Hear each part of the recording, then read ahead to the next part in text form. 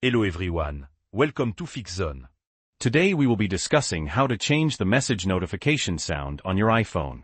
It's super easy, so let's get right to it. First things first, we need to open the Settings application on your iPhone. Once you're in Settings, scroll down until you find Sounds and Haptics, and tap on it.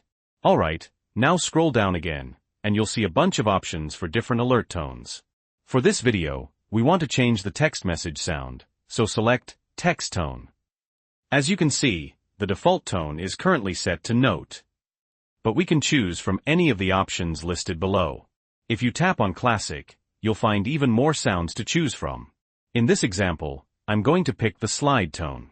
When you select one, you'll get a quick preview of what it sounds like.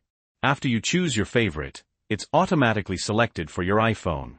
Now, if you want to create a completely custom text tone, I've got a separate guide for that. I'll leave a link to that video in the description below. So now that we've selected our message tone, we can just go back to the home screen and start using our iPhone as usual. That's it. Pretty simple, right?